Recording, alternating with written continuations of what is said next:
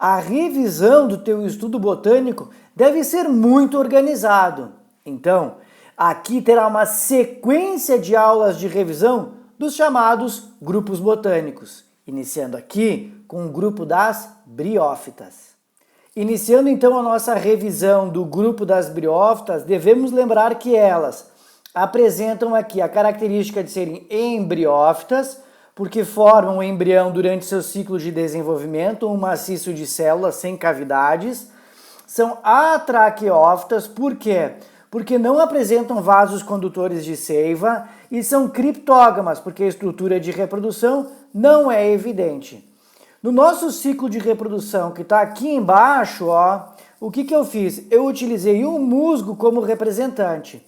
E quando a gente olha para ele, a gente consegue ver o seguinte, que eles serão divididos basicamente em duas partes, o que é bem importante aqui. Então, olha lá.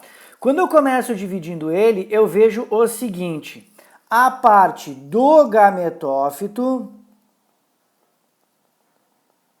e a parte do esporófito.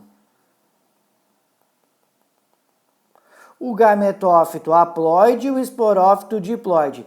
É importante você lembrar na sua revisão que o gametófito é a parte do ciclo de alternância de gerações no grupo das briófitas, que ele é duradouro, e o esporófito é transitório. Este gametófito é formado então pelo rizoide, o cauloide e pelo filoide, que é a folha. Já o esporófito será formado pela haste e pela cápsula.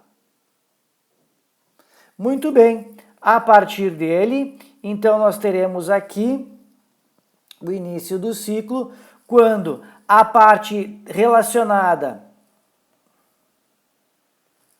à chamada, aquela calíptra, se desprende da cápsula e acontece o mecanismo aqui, olha lá, o mecanismo de meiose. E ele vai formar os esporos, que são haploides. Então eles caem daqui de dentro, ó. Os esporos caem de dentro da cápsula. Esses esporos agora vão encontrar um ambiente ideal, vão germinar e vão dar origem a uma estrutura que é característico das briófitas, o chamado protonema. Certo? Então, lá o protonema.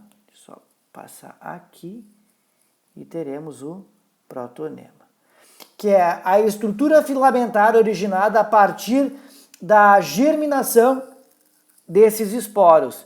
O que você deve lembrar e é importante é que a partir do protonema surgem, por exemplo, aqueles, ó, os brotos, tá? Aí, do protonema, ele vai germinar, certo?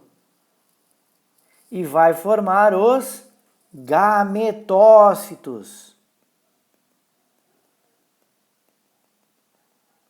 tá? Formar o gametófito.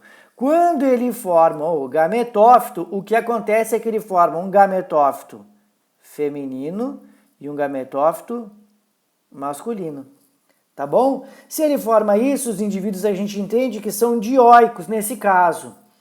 Nesse caso, então, como a estrutura de reprodução não é evidente, caracterizando as criptógamas, nós temos aqui, ó, o feminino formando, então, o chamado... Deixa eu só trocar de cor aqui. A estrutura feminina, que é o anterídeo, o arquegônio. O arquegônio, então, é o feminino. E lá dentro vai estar a célula feminina, que é a oosfera. Certo? Que é a haploide. Agora sim, no masculino, então, que está aqui, ó, o masculino, estará presente, representando ele, agora sim, ó, o anterídeo, certo? Que é o masculino.